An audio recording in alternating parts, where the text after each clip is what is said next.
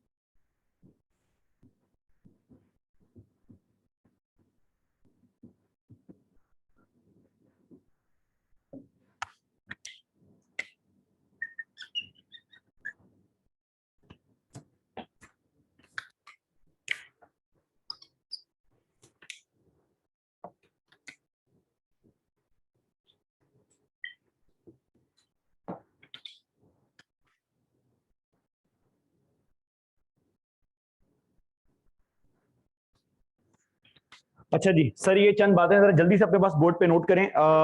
मैं बारी बारी इनके ऊपर बात करता हूं, जो जो चीजें बात करता जाऊंगा वो ऑब्जर्वेशन पॉइंट्स में अपने पास नोट करते जाइएगा। ये कुछ कॉन्सेप्चुअल डिस्कशन है with respect to this area, कि क्या क्या चीजें हमें जो है उसका ध्यान करना है, ये नोट कर लें, फिर इसके ऊपर बात करना स्टार्ट करते हैं। ऑनलाइन वाले बच्चों को बोर्ड क्लियर नजर आ रहा है? बिल्कुल, किसी किस्म का पंगा परेशानी तो नहीं है? अहमद, अक्सा, आहिल हुसैन, मरियम, मुजम्मिल, उमर, किरत खान, सोमिया, सफिया, एहसान, सेट हो गया बस। बेटा ये चैप्टर का नाम है कैपिटल इन्वेस्टमेंट अप्रेजल। आपकी बुक में ये चैप्टर होगा with the name of time value of money. मैं टाइम वैल्यू ऑफ मनी का नाम जानबूझ के इस्तेमाल नहीं कर रहा, क्योंकि खुदा ना ख्वास्ता अगर मैंने टाइम वैल्यू ऑफ मनी का नाम इस्तेमाल किया तो शायद क्यूटी के अंदर भी आप लोगों ने टाइम वैल्यू ऑफ मनी का कॉन्सेप्ट जो है वो देखा हो, तो कहीं ऐसा ना हो कि वो नाम सुन के आप बोले अच्छा ये तो हमें आता है, बस जैसे ही आपके दिमाग में ये बात आती है कि आपको आता है, हमारा काम पूरा हो जाएगा। कॉस्ट ऑफ डेट के नीचे वाली लाइन रीड कर दें बेटा। कॉस्ट ऑफ डेट के नीचे लाइन है other factors accounted for in the calculation of cost of capital.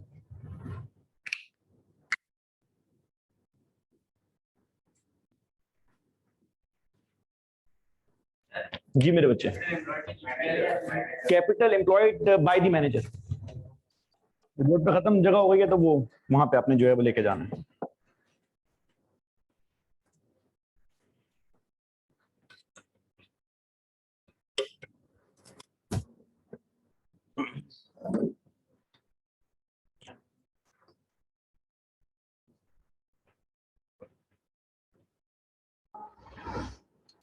थोड़ा अपने, एक तो मैं जब भी ये बात करता हूँ मेरे दिन में एक बंदा आ जाता है, वो फेसबुक पे उसने वीडियो इतनी लगा दी है गरीबों गरीबों बोल बोल के, लेकिन आज का जो टॉपिक है ना बेसिकली वो यही काम करने जा रहा है।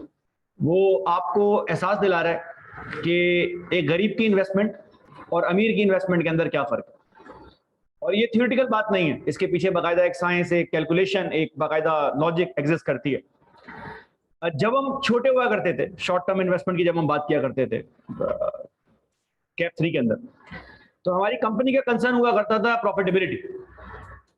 इस बात का अंदाजा इस बात से लगा लो कि हमने जब प्रोसेस कॉस्टिंग की तब भी एंड में हमने प्रॉफिट एंड लॉस बनाया। हम जब फाइनेंशियल अकाउंटिंग कर रहे थे तो हमने कॉस्ट को अपनी प्रोडक्शन नॉन प्रोडक्शन कॉस्ट के अंदर डिवाइड किया, प्रॉफिट एंड लॉस स्टेटमेंट बनाया। FR1 में तो आप यही कर रहे होते हैं। हमने जब इंटरनल डिसीजन मेकिंग की, कॉस्ट को वेरिएबल और फिक्स के अंदर डिवाइड किया, कंट्रीब्यूशन निकाला, फिक्स कॉस्ट माइनस की, प्रॉफिट निकाला। तो इतने सालों से प्रॉफिट के बारे में बात सुन सुन के हमारे दिमाग में ये बात बैठ गई है कि जितना ज्यादा मुनाफा होगा उतनी हमारी वेल्थ बढ़ना स्टार्ट हो जाएगी। तो आज जरा आपके साथ एक नया कॉन्सेप्ट जो है वो इंट्रोड्यूस किया जाए, क्योंकि मसला ये है कि आप लोगों ने अकाउंटिंग पहले पढ़ ली है तो प्रूडेंस का कॉन्सेप्ट आपके दिमाग में है, और आपको ये बात मालूम है कि अगर कस्टमर सामान खरीदने से पहले कैश रखवा दे एडवांस में तो उसकी एंट्री आप इनकम के तौर पर रिकॉर्ड नहीं करते, ऐसा ही है। जितना मुझे याद पड़ता है, ऊंच नीच हो जाए तो माजरत भाई, आप लोग माशाल्लाह पढ़े लिखे हो, FR1 आप लोगों का जो है वो दिया हुआ है, तो आप लोग कैश को डेबिट करते हो और लायबिलिटी को जो है वो क्रेडिट कर लेते हो। तो अगर मैं आपकी जबान में बात करूं, जो जबान आपको फिलहाल आती है, अकाउंटिंग की जबान में ये इनकम नहीं है, आप इसे इनकम में कब वो करते हो कन्वर्ट? अच्छा, अच्छी बात यह है कि दुकानदार को ना फाइनेंशियल अकाउंटिंग नहीं आती, पुराना कॉल तो उसको फाइनेंशियल अकाउंटिंग आती ना, तो वो भी आपकी तरह उसको इनकम रिकॉर्ड नहीं करता। दुकानदार के पास अगर आप जाओ ना और उसको बोलो यार मैं आपको एडवांस कैश दे रहा हूं और आप सामान बाद में खरीद के दे देना, बोलेगा 100 बिस्मिल्लाह, फौरन स्टार्ट करो।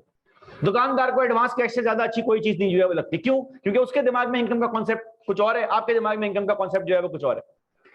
ये मुझे फर्स्ट टाइम तब एहसास हुआ जब मैंने एक इको की बुक के अंदर, नॉर्मल टेक्स्ट बुक नहीं थी, बाहर की बुक थी, एक कॉन्सेप्ट पढ़ा, उसमें एक कहानी लिखी हुई थी, बड़ी मजे की कहानी थी, अच्छी लगी, हमने कहा वेरी गुड यार, और समझ नहीं आई लेकिन मजा बहुत आया। तो फिर एक जिस कॉलेज में मैं था वहाँ फैकल्टी रूम में एक सर बैठे हुए थे इको के, तो मैंने उनको वो कहानी सुनाई, उनको भी बहुत मजा आया। तो मैंने कहा सर इसका कॉन्सेप्ट तो बता दें, तो उन्होंने कहा यार मैं तो पार्ट टाइम में इको टीच कर रहा हूँ। मैंने कहा चलो ये तो बात ही खत्म हो गई। इस बहाने ये आइडिया हो गया कि सर जो है वो इको को उसी तरह हैंडल करते हैं जिस तरह हम लोग करते हैं। तो वो कहानी कुछ यूं थी कि अगर मैं उसको थोड़ा मॉडिफाई कर दूं कि एक अंग्रेज पाकिस्तान आती है फर्स्ट टाइम, आपको पता है अंग्रेज पाकिस्तान कहाँ आते हैं, और जब वो पाकिस्तान आती है तो उसको ना वहां के लोग ट्रेन करके भेज रहे होते हैं, जी अच्छा मुल्क नहीं। वो इंटरनेट पर सर्च करती है, ब्लॉग देखती है, पाकिस्तानियों के कमेंट्स देखती है, तो वो कहती है भाई ये वाकई अजीब लोग। खैर वो बड़ी रिलक्टेंट होके आती है पाकिस्तान, उसको किसी ने ये कान भर दिए होते हैं कि पाकिस्तान के लोग बेईमान हैं। आपको पता है ना कि हम तो ईमानदार लोग हैं, लेकिन हमारे बारे में बस मशहूर ऐसा हो गया। तो वो कहती है यार इन पे ट्रस्ट नहीं करना चाहिए। प्लस उसको ये भी बोला जाता है पाकिस्तान में जो साइन बोर्ड पे लिखा हुआ है वो कुछ और है, जो डब्बे की पैकेजिंग पे लिखा है वो कुछ और है, अंदर कुछ और होगा। मतलब जो इंस्ट्रक्शन है वो आवाम फॉलो नहीं करती, आवाम का एक अलग है। मतलब रोड पे लिखा होगा कि ये वन वे रोड है, लेकिन सामने से रिक्शा गाड़ी सब लाइन से आ रहे होंगे। तो ये खौफ के पेश नजर जब वो पाकिस्तान में लैंड करती है तो अपने आप स्टे करने के लिए होटल ढूंढ रही होती है, तो पता चलता है जी वो यहाँ पर ना एक बड़ी अच्छी एरिया में एक 5 स्टार होटल है, लेकिन अब 5 स्टार तो वो है और एक्चुअल में है, लेकिन उसे भरोसा नहीं होता। वो कहती है यार वो ऊपर तो लिखा होगा 5 स्टार, अंदर 5 होगा, स्टार नहीं होगा, तो ट्रस्ट नहीं होता उसे। तो वो जाती है मैनेजर के पास, तो उसको किसी ने ये भी ट्रेन किया होता है कि जी लोग अच्छे नहीं है, पैसों में थोड़ी सी ऊंच नीच जो है वो हो जाती है, परसेप्शन लेकर आई है। वो गलत है परसेप्शन, हम तो ईमानदार लोग। तो उसको किसी ने बोला था कि भाई अगर इनको पैसा तुमने जो है वो दिखा दिया ना तो ये कौम तुम्हारे सारे काम करना स्टार्ट करेगी। तो वो सारी अपनी साइकोलॉजिकल स्किल यूज करती है, होटल के अंदर आती है, मैनेजर को बोलती है कि मुझे होटल में स्टे करना है, लेकिन ना मैं पहले आपकी फैसिलिटीज चेक करना चाह रही हूँ। ये ना हो कि मैं स्टे कर लूँ, बाद में रूम में से जो है वो चूहा निकल रहा है, खाना सही नहीं आ रहा, इश्यूज आ रहे हैं क्वालिटी के, मैं बात में बर्दाश्त नहीं करूंगा। मैनेजर उसे कन्विंस करता है मैडम 5 स्टार होटल है, कैसी बात कर रही हैं आप, कोई पहली दफा थोड़ी आई, कितने सारे लोग आए हुए। तो वो अपना ना बैग निकालती है, उसमें से अपना पाउच निकालती है, पाउच की जिप खोलती है, यूं करके जब खोलती है तो उसमें डॉलर के नोट भरे हुए होते। मैनेजर जब वो देखता है तो उसकी आंखों में हार्ट रिएक्ट आना स्टार्ट हो जाता है। मैडम को देख के नहीं, पैसे को देख के। वो मैडम ना जेब से $100 का नोट निकालती है और मैनेजर के पास रखती है, कहती है ये आप एज एन एडवांस डिपॉजिट अपने पास रखें, अपना कोई बंदा दे मुझे हाउसकीपिंग स्टाफ, मैं पूरे होटल का राउंड मार के ना सारी फैसिलिटीज किचन विचन सब चेक करूंगी, अगर मेरे सेटिस्फेक्शन का होगा तो मैं स्टे करूंगी, otherwise I will take my money and I will go out. तो कोई मसला ही नहीं है। अच्छा, मैनेजर को $100 रख के ये बोलता है दिमाग के अंदर कि यार ये कहाँ जाएगी, मतलब 5 स्टार रहेगा, अगर इसको हम बुरे लगे तो बाहर तो पता नहीं क्या हाल होगा। तो वो हाउसकीपिंग स्टाफ को बुलाता है, भागते हुए आओ, वो बोले मैडम को पूरा होटल दिखाओ। अब वो हाउसकीपिंग स्टाफ ना वो अंग्रेज मैडम को लेकर निकल जाता है पूरा होटल दिखाने, मैडम आए मैं आपको दिखाऊं, 500 कमरे बारी बारी देखेंगे। इतनी देर में ना वो मैनेजर जो होता है वो अपने दिमाग में ये अज्यूम कर लेता है कि जो कैश मेरे पास आया, जरा ध्यान करना मेन मुद्दा स्टार्ट हो रहा है, जो कैश मेरे पास आया है, हालांकि आप लोग अकाउंटिंग में उसे इनकम ट्रीट नहीं करते, वो बोल रहा है यार आ गया ना, ये कहीं नहीं जाएगी, आ जाएगी, उसका एक हंच है, अंदाजा है। $100 आप 200 के हिसाब से लगा लें, वैसे तो पता नहीं कितने का हो गया है डॉलर, 250, 25,000 रुपए लगा, मोटी मोटी बात 25,000। मैनेजर ना अपनी बुक्स खोलता है और मैनेजर ना देखता है कि एक सप्लायर है, उसका सप्लायर जिसका उसने टी अकाउंट बनाया हुआ है, जिसका बीडी बैलेंस क्रेडिट साइड पे 25,000 रुपए का आ रहा है, कोई उधार का सामान उससे बाय किया था तो 25,000 का उधार जो है वो रह गया। उसे फोन करता है, कहता है कहां पर हो, कहता है सर बाहर ही घूम रहा हूं, ट्रैफिक में हूं फंसा हुआ। वो बोलता है गाड़ी घुमा के आ जा भाई, तेरा कैश आ गया, अपना बिल क्लियर कर ले। वो सप्लायर आता है, मैनेजर को $100 का नोट निकाल के ना वो उस सप्लायर को पे कर देता है और अपनी बुक्स में एंट्री पास कर देता है, सप्लायर भी अपनी बुक्स में एंट्री पास कर देता है। अगर मैं देसी जबान के अंदर बात करूं जो आपको फौरन समझ में आ जाए, नॉन टेक्निकल लैंग्वेज, तो मैनेजर ने अपनी लायबिलिटी कम कर ली है, और ये जो अकाउंटिंग इक्वेशन आपके सामने लिखी हुई है, नहीं भी लिखी होती है आपको आती है। लायबिलिटी कम होने का मतलब है हमारे एसेट्स बढ़ गए, हमारी वेल्थ बढ़ गई है, उधार हमारा जो है वो चुक गया। इतनी देर में वो जो वेंडर होता है ना, जो सामान सप्लाई करता है, वो भी अपनी बुक खोलता है तो उसको याद आता है यार वो ट्रक ड्राइवर के ना पैसे पे करने थे, ट्रांसपोर्टर के पैसे पे करने थे, उसका भी हमारा बिल था। वो अपना बिल खोलता है, उसके अंदर 25,000 का बिल ड्यू होता है। वो वेंडर को फोन करता है, कहां पर हो? वो कह रहा है सर वो पीछे वेयर हाउस में ही खड़ा हूं, आपका सामान ही जो है वो उतारने आया हूं। वो बोलता है आ जाओ, तुम्हारा बिल पे करना है। इतनी देर में वो आता है, वो $100 का नोट निकाल के ट्रांसपोर्टर को जो है वो दे देता है, और अपनी बुक्स में दोनों एंट्री यूं करके पास करते हैं। और वो जो सप्लायर है वो भी अपने $100 की लायबिलिटी, 25,000 रुपए की लायबिलिटी माफ जो है वो करवा लेता है, उसकी वेल्थ भी बढ़ गई।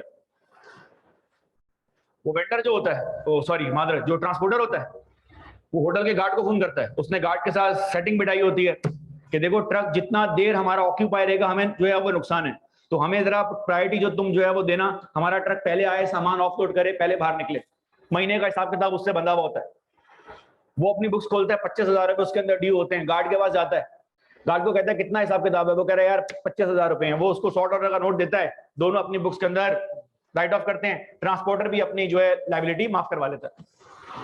वो जो गार्ड होता है, सिक्योरिटी गार्ड, उसने कुछ अर्सा पहले अपनी बेटी की शादी के लिए मैनेजर से पैसे लिए हुए होते। वो वापसी मैनेजर के पास जाता है, होटल मैनेजर के पास, कह रहा है सर वो बेटी की शादी के लिए मैंने 2 लाख का उधार लिया था, जरा चेक कर लें कितना रह गया। वो बुक्स खोलता है, कह रहा है 25,000 रुपए रह गया। वो $100 का नोट निकाल के गार्ड मैनेजर को दे देता है, दोनों अपनी बुक्स में एंट्री पास कर लेते हैं। 4 लोगों ने अपनी 25,000 की लायबिलिटी पे ऑफ कर दी। मैनेजर के पास वो $100 दोबारा घूम के आ गया, मैनेजर ने गले में फेंक दिया, सही है भाई, आ गए पैसे आ गए। इतनी देर में वो अंग्रेज आ गई, उसने कहा यार आपका होटल बेकार है, मजा नहीं आ रहा, पैसे दो मेरे। मैनेजर ने कहा मैडम कोई मसला नहीं, आप दोबारा आएंगी, आप फिक्र नहीं करें। $100 निकाल के उसने दिए, खैर वो मैडम ने पैसे लिए, मैडम बाहर। अब मेरा आपसे सवाल है, this is a hypothetical case study, assume this is not a hotel, this is an economy. Cash injection हुआ है, वो कैश इंजेक्शन इकोनॉमी के अंदर मूव हुआ है, और वो जितना कैश इंजेक्शन था वो सारा का सारा बाहर निकल गया।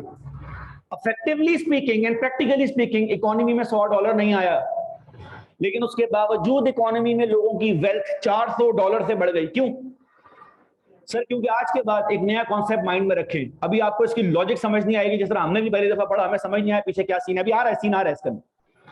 एक बात सिर्फ ये याद रखें कि रियल लाइफ में इनकम सिर्फ तब जनरेट नहीं होती जब आप सामान बेच रहे होते, इनकम तब भी जनरेट होती है जब इकोनॉमी के अंदर कैश मूव होना स्टार्ट हो रहा होता। अच्छा, आप में से बहुत सारों को तो ये बचपन में शायद ये कॉन्सेप्ट जो है वो टीच किया गया हो कि इकोनॉमी के अंदर मसले तब आना स्टार्ट होते हैं इंटरनेशनली, अब तो बाकायदा इकोनॉमिस्ट ने जो है वो एक्नॉलेज करना स्टार्ट कर दिया है, जब लोग कैश को होल्ड करना स्टार्ट कर देते हैं। मूविंग इकोनॉमी तब काम करती है। अब मैं कोई इस्लामियत की किताब नहीं खोल रहा या मैं कोई इखलाकियात की बात नहीं कर रहा, but this is a practical version of it. अगर इकोनॉमी में कैश मूव करता रहे तो बिल्कुल वो मूव होते हुए पहाड़ों के पानी की तरह है कि वो जितना मूव होगा वो उतना साफ रहेगा। तो आपने स्टोरी में ये देख लिया और ये सीख लिया कि याद रखें कैश मूवमेंट से भी वेल्थ जनरेट होती है। $100 आए, $100 बाहर निकल गए, लेकिन इकोनॉमी के अंदर, होटल के अंदर 4 लोगों की $400 की एक्यूमुलेटेड लायबिलिटी कम हो गई है।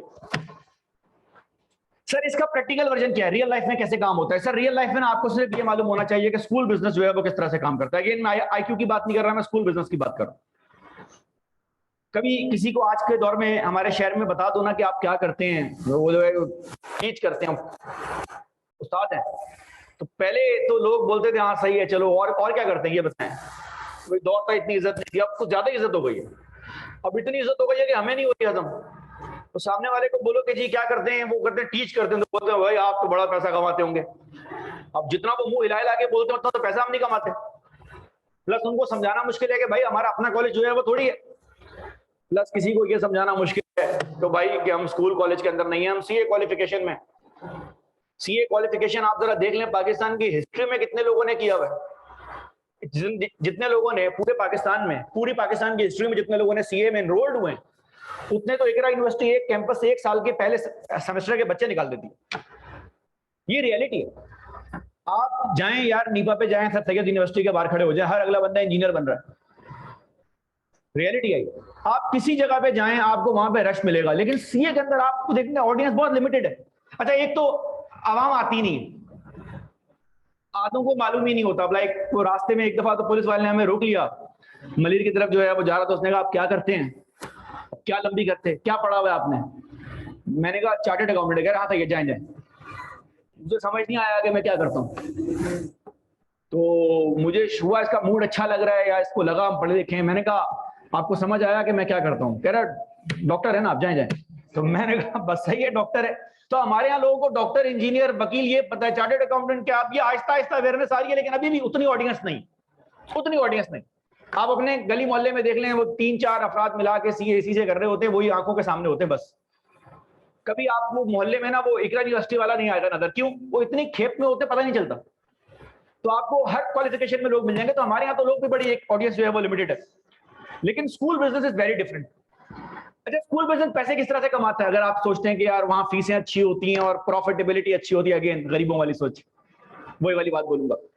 सर एज्यूम कर लें आलियान भाई ने बोला यार पढ़ाई लिखाई छोड़ो, स्कूल खोलते हैं, और आलियान भाई ने अपना स्कूल खोल लिया और पोश इलाके में स्कूल खोला, अच्छे इलाके में स्कूल खोला, जहां की फीस भी बहुत अच्छी है। कितनी फीस है भाई आजकल सीए में एक पेपर की? 18,000। कितने महीने की? 3,000 रुपए पर मंथ पर सब्जेक्ट। ऐसा 3 सब्जेक्ट पढ़ लिया तो 9,000, अगर पूरी फीस दी तो। ऐसे भाई ऐसा ही है ना, आजकल तो कॉलेज में कंपटीशन है ना भाई, कम फीस दे रहे हैं, 10,000 में 2 पेपर, 15,000 में 3 पेपर, बल्कि अब तो ये हाल हो गया पैसे हमसे लो, पेपर आप जो है वो दे दो। टीचर ज्यादा हो गए, बच्चे कम हो गए। तो एज्यूम कर लो 18,000, इसने पोश इलाके में स्कूल खोला है जहां महीने की फीस 40,000 रुपए पर बच्चा पर मंथ, और स्कूल भी इतना वीवीआईपी महीने की फीस चार्ज नहीं करता। 2 महीने का चालान आता है, आपको पता होगा, जिन लोगों ने पढ़ा है चालान 2 महीने का आता है। बहुत बड़ा स्कूल हो तो 3 महीने का भी भेज देता है। आगे सुने, आगे सुने, कॉलेज के अंदर एक परंपरा और भी है, बच्चा जब एडमिशन लेगा तो एक सिक्योरिटी डिपॉजिट आएगा। स्कूल वाले कहते हैं फीस हम माफ कर देंगे, उसमें हम डिस्काउंट दे देंगे, यूं कर देंगे, सिक्योरिटी डिपॉजिट नहीं। सिक्योरिटी डिपॉजिट क्या है कोई लिख नहीं पता, लेकिन वो बच्चे के वो जो खेल कूद करेगा यूनिवर्सिटी के अंदर, बच्चा हालांकि किसी और खेल कूद के अंदर बिजी है, वो जो खेल कूद करेगा उसके ये सिक्योरिटी डिपॉजिट 2 लाख रुपए आपने वो फीस देनी। हमारे जानने वाले टीचर्स ने स्कूल खोला था, कॉलेज खोला, तो पता चला भाई इतनी इन्वेस्टमेंट की है। फिर पता चला जी वो इन्वेस्टमेंट तो पहले साल ही रिकवर हो गई है। कैसे रिकवर हो गई है? कॉलेज अभी प्रॉफिट में नहीं आया, 200 बच्चों का एडमिशन दिया, 4 करोड़ रुपए आ गया, 6 करोड़ रुपया लगाया था, तो टोटल इन्वेस्टमेंट 2 करोड़ की हो गई। मैंने कहा यार ये तो हमने सुना था कि जब लोग बिल्डिंग खड़ी करते हैं तो होता है, बिल्डर 1 करोड़ रुपए लगा के जमीन लेके बिल्डिंग खड़ी करता है, लोगों के पैसे से बनाता है, लेकिन यहाँ तो वो कह रहा है हर महीने आता है कैश। वो कह रहा है 2 साल के अंदर पैसों की रिकवरी हो गई। क्यों? अगले साल और एडमिशन आए, 4 करोड़ रुपए और आया। सर लेकिन वो बच्चा पास आउट होकर बाहर भी तो जाएगा। हाँ, तो जब पास आउट होकर बाहर जा रहा है वो साथ में नया भी तो आ रहा है, तो वो जो ओरिजिनल कैश था वो बिल्डिंग के अंदर, वो बच्चों के पैसों से उन्होंने बिल्डिंग ली। सीए में ऐसा नहीं होता ना, तो ये यहाँ पे इस तरह की ख्वाब मत देखना। लेकिन अगर इसने अच्छे एरिया में स्कूल खोल लिया, 40,000 फीस है और पहले साल 100 बच्चे आ गए, मैं देखो मुश्किल बात कर रहा हूँ, पहले साल 100 बच्चा नहीं आता, लेकिन एज्यूमिंग 100 बच्चे आ गए, इसका नसीब बहुत अच्छा है। इसकी महीने की इनकम कितनी है? 40 लाख रुपए। अच्छा, अब अच्छा स्कूल है तो टीचर भी अच्छे रखे होंगे। टीचरों की सैलरी अगर मैं हिसाब लगाऊं, 40,000 वाले स्कूल में टीचर महंगा होता है, 10, 15 लाख, 12 लाख की सैलरी होगी तुम्हारी, 10 लाख की सैलरी लगा। एडमिन भी फिर तुम्हारे पास अच्छी वाली होगी, जाहिर सी बात है। सर 5-6 लाख एडमिन की सैलरी आपने जो है वो रख ली, ठीक है ना, गार्ड भी प्रॉपर रखे होंगे। सर फिर बिजली का बिल, वो एक मन के बिल, वो जो आप सोलर लगाएं कुछ लगाएं वो बिल आपके पास एक आएगा, सोलर की भी तो इन्वेस्टमेंट है भाई। तो आपका बिजली का 10 लाख रुपए का बिल हो गया, 25 लाख रुपए हो गए। और आपको पता है पाकिस्तान में अकेले पैसा नहीं कमा सकते, बड़ा फैमिली सिस्टम है, पुलिस वाला, केएमसी वाला, केबीसीए वाला, हर इदारा, हर डिपार्टमेंट वो चाहता है कि आप उनको शेयर होल्डर बनाएं। तो आपके जान पहचान वाले रिश्तेदार, भूखे नंगे अफराद आपके पास आएंगे, आपने उनको 5 लाख रुपए देने, कितने बच गए? 10 लाख में क्या आता है? मेहरान भी नहीं आती सर, लेकिन 12 महीने पैसे कमाएगा। हाँ, तो वो 12 महीने कितने कमा लेगा? तो 1 करोड़ 20 लाख में 120 गज का मकान भी नहीं आता। हमें तो किसी ने कहा था स्कूल खोलो अरबपति हो जाओगे, यहाँ तो इतनी मेहनत, और वो भी अभी 100 बच्चे के मैंने हिसाब किताब लगाया। सर फिर स्कूल भी ना खोलें, क्या करें? पाकिस्तान छोड़ दें? नहीं बेटा, फिक्र नहीं करें, स्कूल बिजनेस के अंदर ना एक ऐसा एक की है जो आपको बात समझ नहीं आती, और मैं पहले तो आपको कॉलेज के एग्जांपल दे रहा था, मैं आपको स्कूल के एग्जांपल देता हूँ। ये 100 बच्चे के 40,000 में आलियान को कोई इंटरेस्ट नहीं है। इनफैक्ट चांस तो ये कि 100 बच्चा नहीं होगा, चांस ये कि 50 बच्चा होगा, और चांस ये कि शुरू में मुश्किल से ब्रेक इवन कर रहा हो, चांस ये कि शुरू में जेब से 5 लाख रुपए जो है वो ऐड कर रहा हो। सर अगर महीने का 5 लाख माइनस हो रहा है, प्रॉफिट लॉस में आ रहा है, तो 12 महीने का लॉस 60 लाख रुपए, वेल्थ तो नहीं बढ़ती। सर वेल्थ अभी भी इसकी बढ़ रही है। क्यों? स्कूल में जब बच्चा एडमिशन लेता है ना, उसका अगेन सिक्योरिटी डिपॉजिट आता है कैश की फॉर्म में, लाख रुपए। अभी साल चल रहा है 2022, स्कूल बिजनेस के अंदर बच्चा आपके पास 10 से 11 साल आपके स्कूल में रहता है। अगर मैं प्रोडक्ट लाइफ साइकिल की बात करूं, हमारे सिलेबस में आएगा प्रोडक्ट लाइफ साइकिल। आपने कॉस्टिंग में जरा सा पढ़ा होगा प्रोडक्ट लाइफ साइकिल, जब आप टारगेट कॉस्टिंग डिस्कस कर रहे थे। हमारे पास पूरा मॉडल है प्रोडक्ट लाइफ साइकिल है, कस्टमर आपके पास कितना टाइम पीरियड जो है वो रहता है। दूसरा आईक्यू को एक बेनिफिट ये है, आईक्यू का प्रोडक्ट लाइफ साइकिल का टाइम ड्यूरेशन थोड़ा लंबा है। वो लंबा इसलिए है कि आईक्यू पीआरसी से लेकर एमएसए 1 एमएसए 2 तक के सब्जेक्ट ऑफर कर रहा है। कुछ कॉलेज ऐसे हैं जो कैफ के बाद मर जाते हैं, तो उनका प्रोडक्ट लाइफ साइकिल बहुत लिमिटेड होता है। इंटर कॉलेज की बात करूं तो प्रोडक्ट लाइफ साइकिल 2 साल का होता है, लेकिन अगर मैं स्कूल की बात करूं 10 साल, और अगर वो लेवल का स्कूल है तो, और अगर वो प्राइमरी किंडरगार्टन 1 किंडरगार्टन 2 भी मिलाऊं तो 14 साल 15 साल। ओहो, मतलब पूरी जिंदगी आपने गुजार दी। इतने तो लोगों के रिलेशन नहीं जो है वो चलते जितना लंबा स्कूल चल रहा है। अब बच्चा 2012 में हमारे स्कूल में आया था, छोटा सा क्यूट सा, आज बड़ा होके हमाद बन गया। और वो बच्चा जब आया तो फीस छोड़े, आलियान को फीस में इंटरेस्ट नहीं है, इसने इसके अम्मा पापा से लाख रुपए लिए सिक्योरिटी डिपॉजिट। आपका बच्चा 10 साल हमारे पास रहेगा, कुछ तोड़ ताड़ दे, कुछ हो जाए, मसला हो जाए, सेफ्टी होनी चाहिए। और इतना अच्छा स्कूल है, इतना अच्छा स्कूल है, उन्होंने कहा रिफंडेबल सिक्योरिटी डिपॉजिट। वैसे इसके भी 2 हिस्से होते हैं, रिफंडेबल नॉन रिफंडेबल। और वो जो रिफंडेबल होता है ना, वो आखिरी में डॉक्यूमेंटेशन सर्टिफिकेट इशू करने में एडजस्ट करके बोलते हैं ये बच्चा ये रख लो। वो स्कूल वाले फिर बच्चा पेरेंट खुद ही बोल देते हैं कीप द चेंज, तो वो बात खत्म हो जाती है। लेकिन रिफंडेबल सिक्योरिटी डिपॉजिट पूरा का पूरा, इतने अच्छे लोग हैं। ये पैसे इसके पास आए थे 2012 के अंदर। 100 बच्चा आया था, लाख इंटू 100 1 करोड़ रुपए। आप समझदार लोग हैं, बेवकूफ नहीं है। बेसिक मार्केट में क्या हो रहा है आपको मालूम है। 2012 में मेरे पास 1 करोड़ रुपए आया जो मैंने वापसी करना है। वापसी करना है, अकाउंटिंग के व्यू पॉइंट से तुम इसको क्या ट्रीट करते हो? एडवांस है, एंट्री क्या बात करोगे? अरे एंट्री बताओ यार। कैश डेबिट और क्रेडिट पे क्या जा रहा है? लायबिलिटी, एडवांस आपने वापसी देना है। इनकम नहीं है तुम्हारे लिए। लेकिन मेमन सेठ बोलता है भाई ये तो कैश आ गया, और अभी आपने बात सीखी कैश मूवमेंट का मतलब है वेल्थ जनरेट हो रही है। मैं इस 1 करोड़ रुपए के साथ क्या करूं? सर मैं काम करता हूं छोटा सा, मैं ना इस 1 करोड़ रुपए की प्रॉपर्टी बाय कर लेता हूं, जौहर में, गुलशन में, पीएचएस में, जो एरिया आपको अच्छा लगे। आप सबको इस बात का बारे में आइडिया है 2012 में जो मैंने 1 करोड़ की प्रॉपर्टी बाय की थी, उसका क्या रेट होगा 2022 में? मुझे नहीं पता, आप बताएं। 8-10 करोड़ रुपए होगा आराम से, इतना ही पूरी मार्केट, और डिपेंडिंग ऑन द एरिया। हाँ, पीएचएस में जाएंगे थोड़ा रेट ग्रोथ बहुत ज्यादा थी, कारसाज में जाएंगे रेट ग्रोथ बहुत ज्यादा थी, गुलशन जौहर के अंदर जाएंगे रेट ग्रोथ बहुत ज्यादा थी। जो बंगला 50 लाख का मिलता था, भी लोग 8 करोड़ का भी नहीं बेच रहे, और ये 6-7 सालों के अंदर हुआ है। 2015 के बाद से हुआ है, मैं तो 2012 की बात कर रहा हूं। तो 8-8 गुना बढ़ गया। अच्छा आगे एक बात सुनो, वो मकान तुमने खाली तो नहीं रखा होगा, रेंट पे रखा होगा। 5% प्रॉपर्टी का रेंट होता है, और वो हर साल 10% से बढ़ रहा है। अगर मैं मोटा मोटा हिसाब किताब लगाऊं, मोटा मोटा हल्की फुल्की कंपाउंडिंग करूं, जो बेसिक मैथ आपको आती है, 1 करोड़ के मकान के ऊपर 10 सालों में 1 करोड़ का मेरे पास रेंट आ गया होगा। 10 साल बाद आलियान पास आउट हो गए, हमाद पास आउट हो गए, सॉरी हमाद पास आउट हो गए, बाहर निकल गए, इसके अब्बा आ गए, लाख रुपए दो मेरा। वो जो 10 करोड़ का मकान है, अगर आज हम बेच दें तो वो 10 करोड़ का मकान बेच के हमाद और 100 बच्चों के पेरेंट्स को 1 करोड़ रुपया हम वापसी कर दें, लाख रुपया, हमारे पास कितना बच गया? 9 करोड़। और वापसी भी करने की जरूरत नहीं है, वो जो रेंट आपके पास जमा हो रहा था वही पे ऑफ कर दो। तो वो जो 40,000 ये कमा रहे हैं ना, 10,000 पर बच्चा प्रॉफिट पर मंथ, तो 10 लाख रुपए से इसकी वेल्थ नहीं बनेगी। इसकी वेल्थ अब बनना स्टार्ट हुई है कब? जब बच्चा पास आउट हुआ, इसके बाद ठप करके 9 करोड़ रुपए आ गया। सर लेकिन ये तो एक दफा का आया है। बेटा एक दफा का नहीं आया, 2023 में वो बच्चा पास आउट होकर बाहर निकलेगा जो 2013 में एडमिशन लिया था, 24 में वो पास आउट होकर बाहर निकलेगा जिसने 14 में एडमिशन लिया था, और जिसने 15 में एडमिशन लिया था वो हमाद का छोटा भाई था। स्कूल बिजनेस में तो ये भी होता है। तो 25 में पास आउट होकर बाहर निकलेगा, वो हर साल 9-9, 10-10 करोड़ रुपए, इसका मतलब आप हिसाब लगा लें। अब मैंने जो आपको एग्जांपल दिया, मैं नाम नहीं ले रहा, मैं खुद भी स्कूलों के साथ एसोसिएटेड हूं। अब आप सोचें जिस स्कूल में 10,000 बच्चा है और वो पिछले 40 साल से काम कर रहे हैं, अब आप मुझे बताएं स्कूल बिजनेस में पैसा है नहीं है? सर ये पैसा वो वाला पैसा नहीं है, ये वेल्थ जनरेशन है। तो अब आपने एक बात सीख ली है, अगर आपको अभी भी समझ नहीं आ रही तो इसका एक और अच्छा हल है। हमारे किसी बुजुर्ग ने हमें एक बात बताई थी, किसी बंदे को बात समझ ना आ रही हो ना तो कहानी घुमा के उसकी जेब के ऊपर ले जाओ, उसको फौरन समझ में आ जाएगी। सेशन स्टार्ट हो रहा है, 6 महीने बाद एंड होगा, आप सब सिक्योरिटी डिपॉजिट के तौर पे अपने भाई के पास, और आपको पता है मैं ईमानदार इंसान हूं, लाख लाख रुपए रखवाएं। आप सब मिलके ऑनलाइन फिजिकल सब बच्चा लाख रुपए रखवाए, मेरे पास 50-60 लाख रुपए आ जाएगा। मैं आपको एज इट इज ये पैसा, बल्कि एज इट इज नहीं, प्रॉफिट के साथ ये पैसा वापसी कर दूंगा। सर क्या मैं आपको पैसा वापसी कर सकता हूं बगैर मेहनत के? सर आराम से वापसी इसलिए कर सकता हूं कि आपके उसी पैसे को अगर मैं मेहनत किए बगैर बैंक के अंदर भी रखवा दूं तो मुझे इंटरेस्ट मिलना स्टार्ट हो जाए।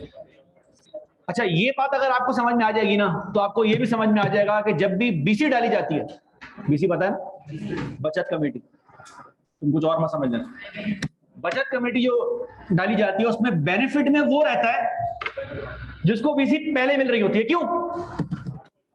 अगर 2 साल की बीसी है 20 लाख रुपए की, तुम्हारे पास 20 लाख रुपए पहले महीने में आ गए, तुमने पिकांटो बुक करा ली,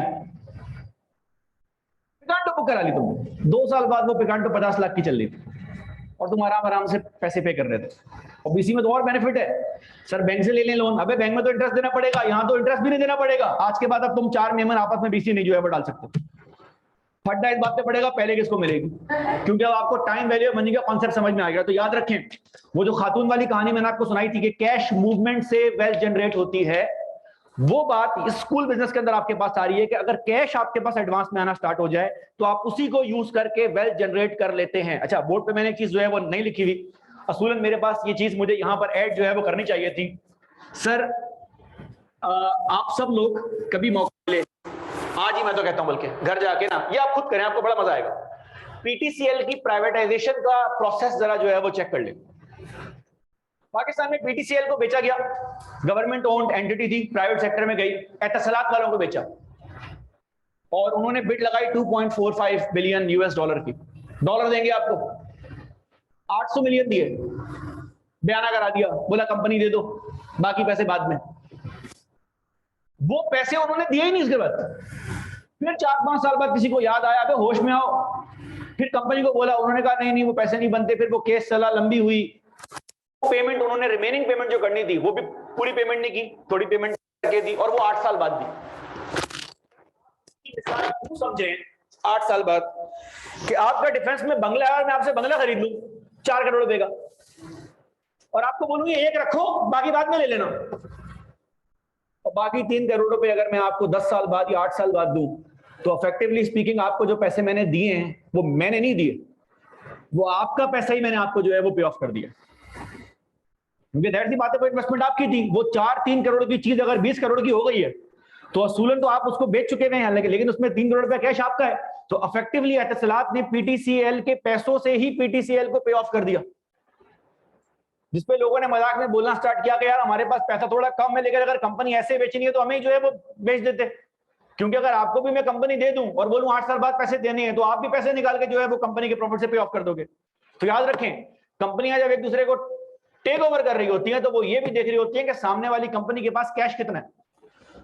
किसी वॉशिंगटन पोस्ट के जर्नलिस्ट ने ये समझाने के लिए कि एप्पल का साइज कितना बड़ा है एक आर्टिकल बनाया और उसमें बोला कि एप्पल के पास इतना सरप्लस कैश पड़ा हुआ है कि वो ये अगली 25 कंपनियां टेक ओवर कर सकता है। उन 25 कंपनी में बोइंग का भी नाम था, बोइंग जो एयरक्राफ्ट बनाती है, बड़ी बड़ी कंपनी का नाम था, बेंज के नाम थे। और वो लिस्ट बनाने के बाद उसने बताया कि इस कंपनी की वैल्यू ये है, इसकी वैल्यू ये है, इसकी वैल्यू ये है। अगर एप्पल अपना 180 बिलियन डॉलर कैश जो समझ नहीं आ रहा कहाँ इन्वेस्ट करे, अगर वो इन्वेस्ट करे तो ये टॉप नेस्डेक 25 कंपनीज को टेक ओवर कर लेगा। फिर उसने नीचे बॉटम पे बोला इनको जब टेक ओवर कर लेगा तो इन कंपनीज की बैलेंस शीट के ऊपर भी कैश पड़ा हुआ है और अगर उस कैश का भी हिसाब लगाना स्टार्ट करें तो ये अगली इतनी कंपनीज पे जो है वो टेक ओवर कर लेगा। तो याद रखें, रियल लाइफ बिजनेस के अंदर असल जो वेल्थ आपकी जनरेट होती है, जो प्रॉफिट आपका जनरेट होता है, वो कैश मूवमेंट के थ्रू होता है, वो माल बेचने के ऊपर डिपेंडेंट नहीं होता। तीसरी चीज, sir in long term investment appraisal, जितने भी हमारे लॉन्ग टर्म प्रोजेक्ट्स होंगे जहां मामला 12 महीने से ऊपर जाएगा ना, लॉन्ग टर्म, वहां पर हमारी कंपनी प्रॉफिटेबिलिटी को नहीं देख रही होगी, कैश को देख रही होगी। इसका मतलब ये हुआ, जो बात बोर्ड पे नहीं लिखी वो आपको मालूम होनी चाहिए।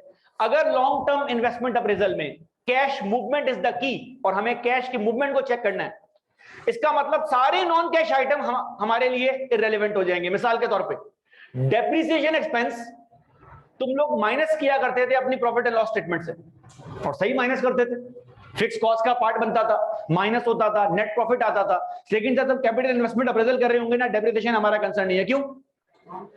नॉन कैश आइटम है। हाँ, डेप्रिसिएशन एक्सपेंस असल में क्या है, किसी को मालूम है? जरा IAFR 1 के कॉन्सेप्ट तो आते होंगे, जरा बताएं ना।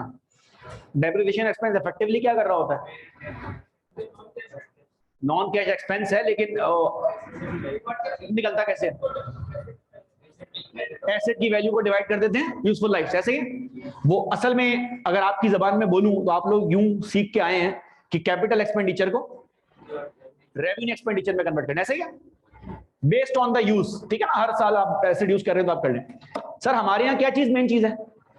कैश। तो अगर कैश मेन है तो डेप्रिसिएशन एक्सपेंस को तो इग्नोर कर देंगे। वजह सर वो नॉन कैश आइटम में माइनस नहीं हो रहा, लेकिन जो तुमने एसेट बाय किया था उसमें कैश बाहर गया था।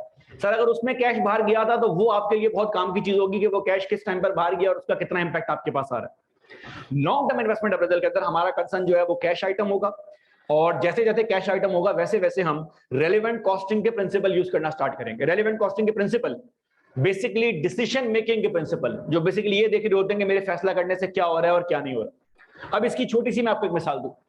बचपन में जो आपने इक्वेशन पढ़ी थी ना, asset is equal to equity plus liabilities, मैं इसको थोड़ा चेंज कर दूं। ये पैसा वो है जो शेयर होल्डर के पास से आ रहा है। एज्यूम करो कि शेयर होल्डर ने 5 करोड़ रुपए इन्वेस्ट कर दिया। जब कंपनी 5 करोड़ रुपए शेयर होल्डर से लेगी, थोड़ा पैसा बैंक से भी जाके करेगी बोरो। बेसिक एग्जांपल मैंने बोर्ड पे रखी हुई है, अभी आहिस्ता आहिस्ता मैं इसके अंदर डिफरेंट आइटम जो है वो ऐड करूंगा। सर हम बैंक के पास गए, बैंक से भी हमने 50 मिलियन जो है वो ले लिया। तो ये दोनों पैसा, डेट होल्डर का फाइनेंस और इक्विटी होल्डर का फाइनेंस, ये मिलके हमारी कंपनी के सीईओ के पास आएगा। कितना पैसा है हमारे पास? 100 मिलियन। तो हमारा असल काम है 100 मिलियन की इन्वेस्टमेंट करना है। अब हमारे मैनेजर ने 100 मिलियन की इन्वेस्टमेंट की और साल के एंड पर प्रॉफिट कमा के ले आया 5 मिलियन, तो वेरी गुड सर, प्रॉफिटेबिलिटी अच्छी है, 5 मिलियन 5% का आ रहा है रिटर्न, अगर मैं अकाउंटिंग रेट के हिसाब से बात करूं। लेकिन आपको पता है लॉन्ग टर्म इन्वेस्टमेंट अप्रेजल के अंदर प्रॉफिटेबिलिटी हमारा कंसर्न क्या है? तो हमें मालूम करना है कि अगर 100 मिलियन के ऊपर हमारे मैनेजर ने मिलियन का प्रॉफिट कमाया है, तो अकाउंटिंग में तो तुम ये दिमाग में बात रखते हो कि प्रॉफिट का मतलब है वेल्थ बढ़ रही है, लेकिन हमारे पास ये कॉन्सेप्ट गलत है।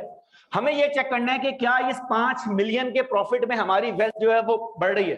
तो सर अगर आपने ये चेक करना है कि आपकी वेल्थ बढ़ रही है कि नहीं बढ़ रही, उसके लिए ये सारा काम करने से पहले आपको एक कैलकुलेशन करनी पड़ती है, जिसको हमारी जबान में कॉस्ट ऑफ कैपिटल बोला जाता है। ये जुमला कॉस्ट ऑफ कैपिटल, ये समझने के लिए इस बात को याद रखना प्लीज। एक जुमला यहां पे नोट कर रहा हूं, the cost of every commodity is money. आपने कोई आइटम मार्केट के अंदर बाय करना है, कोई आइटम आपने मार्केट के अंदर बाय करना है, गाड़ी खरीदने जा रहे हैं, बिजली का बिल पे करने जा रहे हैं, फीस पे करने जा रहे हैं, मकान बाय करने जा रहे हैं, सर कोई भी आइटम आपने बाय करना है, आपने उसके लिए कैश पे करना है। Cost of every commodity. मैं मार्केट में गया आलू खरीदने, क्या हिसाब दिया? 200 रुपए किलो रेट है उसका। गाड़ी खरीदने गया मर्सिडीज बेंज, क्या रेट दिया? 1 करोड़ रुपए रेट है उसका एक। मकान खरीदने गया 10 करोड़ रुपए रेट है उसका एक। तो cost of every commodities, Ali Ahmad साहब ने अपने 2 घंटे की क्लास दी है IQ को, किस चीज के बदले? सर पैसों के बदले, रेट है उस चीज का। तो याद रखें, cost of every commodity, and by the way each and everything is a commodity, is money, is cash, but the cost of money is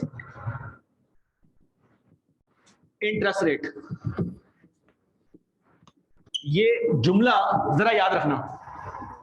market में हर चीज जो खरीदी और बेची जा सकती है उसको हमारी जबान में क्या बोला जाता है? कमोडिटी। आज मैं आपको एक नई बात शेयर कर रहा हूं, मार्केट में पैसा भी खरीदा और बेचा जाता है। तो पैसे का क्या रेट होगा? सर बात समझ नहीं आ रही।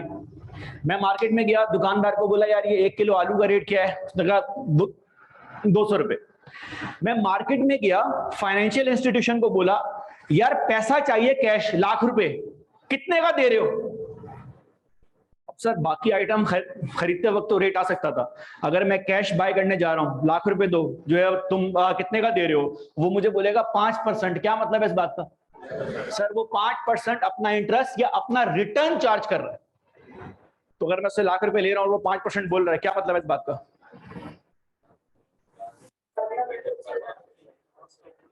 क्या मतलब है इस बात का? जब उसको लाख रुपए वापसी करूंगा तो साथ में ऊपर मुझे क्या पे करना है उसको? ये बड़ी मजेदार बात है। अब मसला ये है, अगर आलू का रेट बढ़ गया, नॉर्मल बात करता हूं, टमाटर प्याज का रेट बढ़ गया, 1000 रुपए किलो हो गया, अल्लाह ना करे, तो उसकी डिमांड के ऊपर क्या इम्पैक्ट आएगा? बढ़ जाएगी। भाई ये कराची में ऐसा नहीं होता, 1000 रुपए हो जाएगा तो डिमांड कहां से बढ़ जाएगी? सर डिमांड, जाहिर बात है लोगों की परचेजिंग पावर जो है वो कम हो जाएगी। गाड़ियों के रेट बढ़ गए, अब लोग आहिस्ता आहिस्ता छोटी गाड़ियों की तरफ जो है वो मूव कर रहे हैं। फ्यूल का भी कॉस्ट बढ़ गई है, लोगों ने अपने प्रेफरेंस चेंज करना स्टार्ट किए, नॉर्मल सी बात। अच्छा, चीज अगर सस्ती हो जाए तो क्या होगा? कंजम्पशन बढ़ जाएगी। छोटी सी बात आपने जो है वो है पड़ी हुई, ठीक है ना? मैं इसकी डिटेल में नहीं जा रहा कि हर दफा प्राइस बढ़ेगी तो डिमांड गिरेगी, हर दफा, वो एक अलग है कॉन्सेप्ट, मोटी मोटी बात। रेट बढ़ेगा तो डिमांड कम होगी। अब सर मजे की बात जरा सुने, cost of every commodities and cost of monies, इसका मतलब ये है कि अगर इसका रेट चेंज हो जाए, इंटरेस्ट रेट बढ़ जाए, पैसा महंगा हो जाए, तो पैसे की डिमांड पे क्या इंपैक्ट पड़ेगा? अगर ये महंगा हो जाए पैसा, तो लोग पैसा ज्यादा बाय करेंगे, कम बाय करेंगे? आजकल इंटरेस्ट रेट बढ़ा हुआ है, लोग पहले जिस तरह से गाड़ियां जो है वो निकाल रहे थे, उन्होंने अपनी गाड़ियां बेचना स्टार्ट कर दी, क्योंकि जब गाड़ी निकाली थी तो मार्केट में इंटरेस्ट रेट चला था काइबोर 8%, अभी काइबोर 18% के ऊपर है। तो जिसकी इंस्टॉलमेंट 30,000 की बन रही थी वो 62-65,000 रुपए पे कर रहा है। तो बहुत सारे लोगों ने छोटी गाड़ी पाना स्टार्ट हो गए, यार ये गाड़ी बेचो, हमारे पास इंस्टॉलमेंट नहीं आ रही बारे में। जिन्होंने मकान लिए हुए बेचना स्टार्ट किया। तो थोड़ा मजे की बात सुने, इसका मतलब इंटरेस्ट रेट की मूवमेंट चेंज होने से, this is the reality of the capital markets around the world, interest rate की मूवमेंट चेंज होने से इंपैक्ट जो है वो किस पे आएगा? और अगर मनी पे इंपैक्ट आ गया तो हर कमोडिटी के ऊपर इंपैक्ट आना स्टार्ट हो जाएगा। And this is why there are booms and bust in an economy. जब आप क्रेडिट ज्यादा इस्तेमाल करना स्टार्ट करते हैं तो आप इकोनॉमी से ज्यादा मूव करना स्टार्ट कर देते हैं। जब हाइपर इन्फ्लेशन होना स्टार्ट होती है, हमारे मुल्क में हाइपर इन्फ्लेशन हो रही है, उसे काउंटर करने के लिए वो इंटरेस्ट रेट को इंक्रीज करते हैं। जब वो इंटरेस्ट रेट को इंक्रीज करते हैं, मनी सप्लाई एकदम से कम होती है और वापसी हर चीज के ऊपर नेगेटिव इंपैक्ट आना स्टार्ट होता है। तो वो जो आपको इकोनॉमी के अंदर कर्व्स मिल रहे होते हैं, this is because of that. अब सर ये बात अगर आपने याद रखी है कि cost of every commodity is money and the cost of money is interest rate, तो ये बात मुझे बताएं, ये जो हमें 50 मिलियन शेयर होल्डर ने दिया और 50 मिलियन डेट होल्डर ने दिया, क्या ये पैसे इन्होंने हमें फ्री में जो है वो दिए होंगे? फ्री में तो नहीं दिए होंगे। सर अगर फ्री में नहीं दिए हुए तो किस किस रेट के ऊपर दिए? तो हम जब मालूम करने गए तो पता चला, गौर करना जरा बोर्ड पर, ये जो 50 मिलियन हमें बैंक ने दिया है ना, बैंक ने बोला है कि यार इस लोन के ऊपर ना मैं आपसे 8% चार्ज करूंगा। तो मुझे बताएं, इस 50 मिलियन का 8% बैंक को हमें कितने पैसे पे करने? Are you sure? 40 बन रहा है? 40 तो 80% बन रहा होगा। भाई 5 करोड़ रुपया मैंने लिया है बैंक से, मैंने कहा 5 करोड़ रुपया दो, 8%, किस रेट के ऊपर देंगे? कितना? 4 लाख। 4 लाख बन रहा है, पक्की बात? 5 करोड़ का 8%,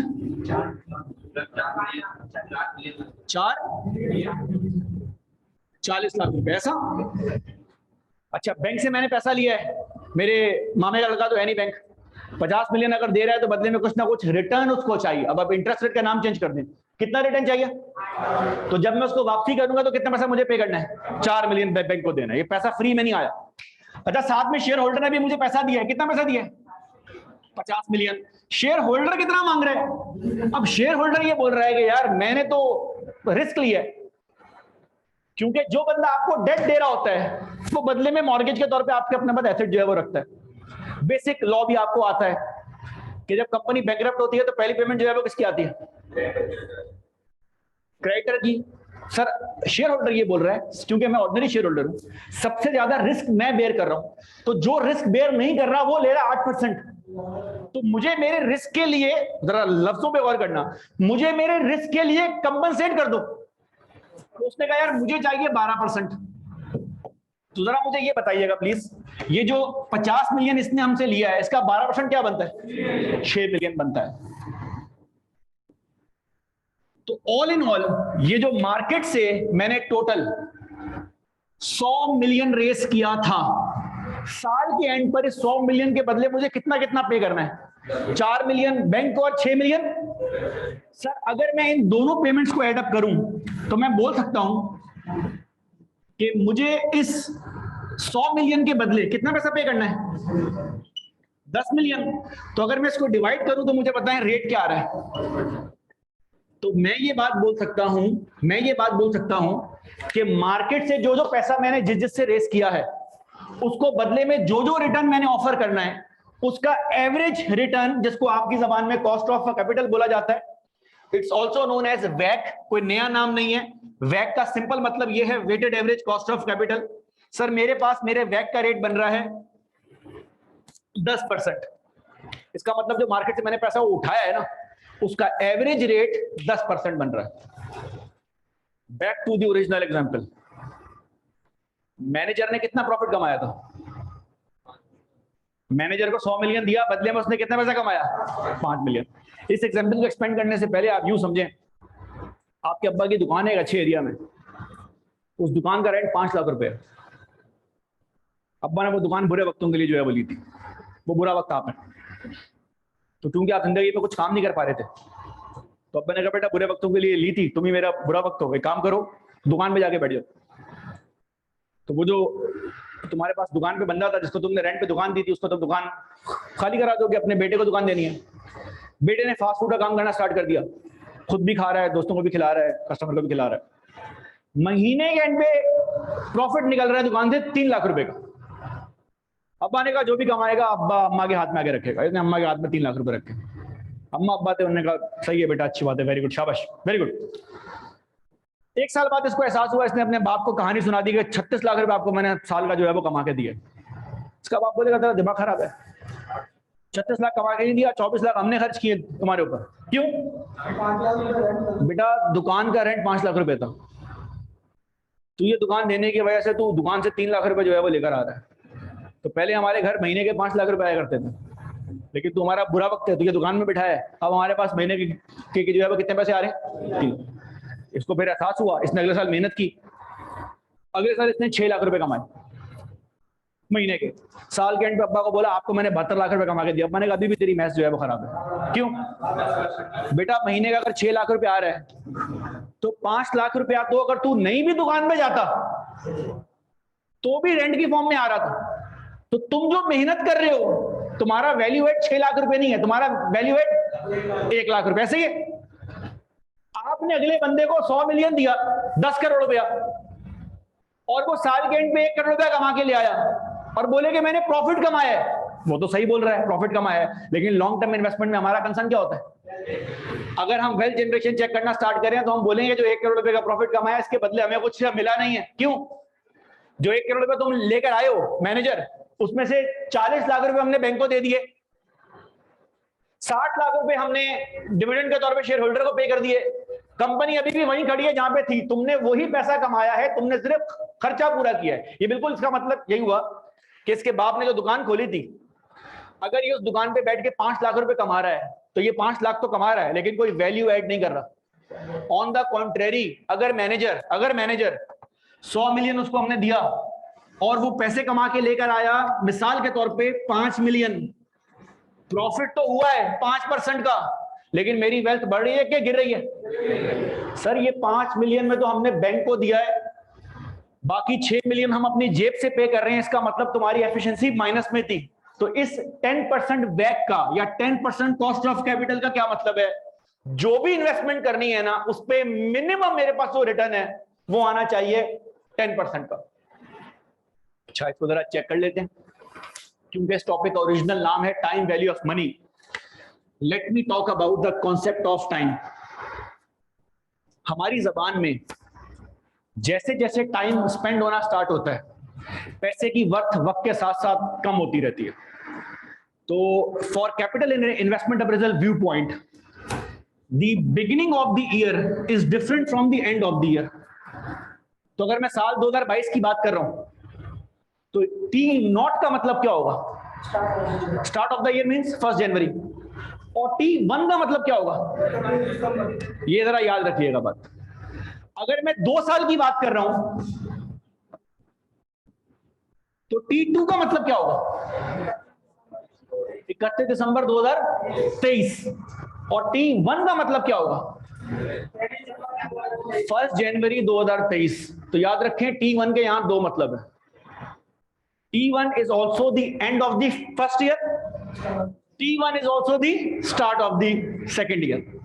तो अगर आपको पेपर में और ये होता है, वो आपको बोले कि हमने पेमेंट की है 1 जनवरी 2023 में, तो 1 जनवरी 2023 का मतलब इफेक्टिवली 31 दिसंबर 2022 है। पैसे की वर्थ में फर्क है। अच्छा, अभी तो मैं बात कर रहा हूं सिर्फ 1 साल की। मैंने मार्केट से कितना पैसा रेस किया मेरे बच्चे? कितना पैसा रेस किया? 100 मिलियन। ऐसा ही है? पक्की बात है? मेरा कॉस्ट ऑफ कैपिटल क्या आ रहा है? मतलब 10% का रिटर्न आना चाहिए, मिनिमम रिटर्न आना चाहिए। इससे ऊपर आएगा, 5 लाख से ऊपर तुम लेकर आओगे रेंट तो अब्बा होंगे खुश। इससे कम आएगा तो नुकसान। और अगर 10 मिलियन ही आएगा तो? अब सुनना, 100 मिलियन की मेरी इन्वेस्टमेंट है, 10% का मेरा व्यय है, मतलब इतना रिटर्न तो आना ही चाहिए। इस पे कोई इंपैक्ट नहीं पड़ रहा। एज्यूम करो मैंने उतना ही रिटर्न जनरेट कर लिया जितना मेरी कॉस्ट ऑफ कैपिटल था। 10% मिनिमम रिटर्न मेरे पास है। सर अगर मैंने 10% रिटर्न जनरेट किया तो मेरे पास साल के एंड पे कितना पैसा होगा? 110 मिलियन। अब हमारी जबान में अगर मैं वेल्थ चेक करने जाऊंगा तो मैं ये बोल सकता हूं कि साल के एंड पर, सॉरी माजरत, साल के स्टार्ट में मेरी जेब से आउटफ्लो हुआ 100 मिलियन का, आउटफ्लो हुआ 100 मिलियन का, और साल के एंड पर मेरे पास इनफ्लो हुआ 110 मिलियन का। अच्छा, मैं एहतियातन ना ये बात यहां पे लिख भी देता हूं। दोबारा से, साल 2022 1 जनवरी कितने का आउटफ्लो हुआ मेरी जेब से, और इनफ्लो कितने का हुआ? अच्छा, अगर इसके अब्बा की रेंट वाली दुकान की बात करो, मुझे बताएं, पैसे तो मेरे पास ज्यादा आए हैं, 10 मिलियन ऊपर पड़ा हुआ है। साल के स्टार्ट में ना मेरे पास 100 मिलियन था, साल के एंड पे मेरे पास गले में पड़ा हुआ है 110 मिलियन। लेकिन क्या मेरी वेल्थ में कोई चेंज आया है? मेरी वेल्थ में कोई चेंज नहीं आया। क्यों? दुकान रेंट पे दी हुई थी, 5 लाख रेंट था, 12 महीने रेंट इसने 12 महीने इसने प्रॉफिट कमाया 5 लाख का। तो साल के एंड पे जब ये 60 लाख लेकर आएगा तो अब्बा खुश होंगे। अब्बा बोलेंगे ये तो तुमने वही कमाया है जो पैसा रेंट का था। तो अजीब सी बात है सर, 100 मिलियन का आउटफ्लो हुआ था, साल के बाद 110 मिलियन का इनफ्लो हो गया, तो 10 मिलियन बढ़ गया ना सर। आप ऐसा क्यों कह रहे हैं कि हमारी वेल्थ नहीं बढ़ी? इसको और आसानी से आप यूं समझ लें कि आपसे मैंने उधार लिया था $1000, और उस $1000 को मैंने कैश में कन्वर्ट किया PKR में, 1,80,000 रुपए हुए 1 साल पहले। साल एंड हुआ, आपने कहा भाई मेरा पैसा दो। मैंने आपसे 1,80,000 रुपए लिए थे, मैंने उसके बदले आपको 2.5 लाख रुपए दिए। अकाउंटिंग व्यू पॉइंट से प्रॉफिट हुआ है आपको? बिल्कुल हुआ है। कितने का? 70,000 का। लेकिन मुझे बताएं, आपकी हेल्थ के ऊपर, आपकी फाइनेंशियल स्टेटमेंट के ऊपर, आपकी परचेजिंग पावर के ऊपर कोई इंपैक्ट पड़ा है? सर आप 1 साल पहले भी कितने पैसे बाय कर रहे थे? $1000। अभी भी आप कितने पैसे बाय कर रहे हैं? तो ये बात समझ आती है। अब यूं समझें, साल के एंड पे कितने का आउटफ्लो हुआ? 10 करोड़ का। इनफ्लो कितने का हुआ? 11 करोड़ का। 1 करोड़ पे बढ़ गया, लेकिन अभी भी आप 11 करोड़ में वही चीजें बाय कर सकते हैं जो आप 10 करोड़ में 1 साल पहले कर रहे थे। लेकिन सर मैं इसको मैथमेटिकली प्रूफ जो है वो किस तरह से करूंगा? सर इसको मैथमेटिकली प्रूफ करने के लिए एक कॉन्सेप्ट यूज किया जाता है जिसको हमारी जबान में कहा जाता है डिस्काउंटिंग। सर डिस्काउंटिंग के लिए हम लोग एक फॉर्मूला यूज करते हैं। फॉर्मूला मैं आपको दूंगा, आपको फौरन समझ में आ जाएगा, लेकिन ये जो पूरी साइंस मैंने आपको बताई है ना, ये फॉर्मूला का रियल स्ट्रक्चर है कि फॉर्मूला बना कहां से। बस इतनी सी बात याद रखो, मैंने कितनी इन्वेस्टमेंट उठाई थी मार्केट से, कितना पे करना था, इसका मतलब मेरा weighted average cost of capital क्या आ रहा है? 10% का मतलब है ये मिनिमम रिटर्न तो मुझे जनरेट करना ही है अगर मुझे अपनी वेल्थ को प्रोटेक्ट करना है। एज्यूम करो कि मैंने 10% ही जनरेट किया। कितनी इन्वेस्टमेंट थी मेरे पास? 100 मिलियन इन्वेस्टमेंट पूरी की पूरी मैंने मार्केट में लगा दी, 100 मिलियन का आउटफ्लो हो गया, 10% आ गया रिटर्न, 110 मिलियन मेरे पास है। लेकिन मैं आपको बोल रहा हूं ये दोनों चीजें बराबर है, इन दोनों के अंदर वेल्थ में कोई चेंज नहीं आया। इसको चेक करने के लिए हम डिस्काउंटिंग करने जाएंगे। डिस्काउंटिंग के लिए एक अदद फॉर्मूला यूज होता है 1/1 प्लस आर की पावर n। सर ये आर क्या है इसके अंदर? सर आर इसके अंदर है रेट। मैं इसको ब्लैक मार्कर के अंदर जो है वो कर देता हूं। मेरे बच्चे मुझे बताएं रेट कितना आ रहा है? 10%। और n क्या है इसमें? Number of period. मैंने बोर्ड पे कितने साल की इन्वेस्टमेंट को जो है वो चेक किया हुआ है? 1 साल। तो यहां पे मैं नोट कर देता हूं 1। तो 1 डिवाइडेड बाय 1.1, हाँ भाई कितना आ रहा है जरा चेक करें प्लीज। 0.90। अब जरा गौर करना, साल के एंड पे कितना आउटफ्लो हुआ? एंड पे कितना इनफ्लो हुआ? अगर मैं इस आउटफ्लो और इनफ्लो को नेट करूं तो 10 मिलियन बढ़ गया, लेकिन मैं आपको क्या बोल रहा हूं, रियल में हमारे ऊपर कोई इंपैक्ट नहीं आया। सर इसको डिस्काउंटिंग चेक करने के लिए यूं चेक किया जाता है कि टी नॉट पे, टी नॉट का मतलब क्या है?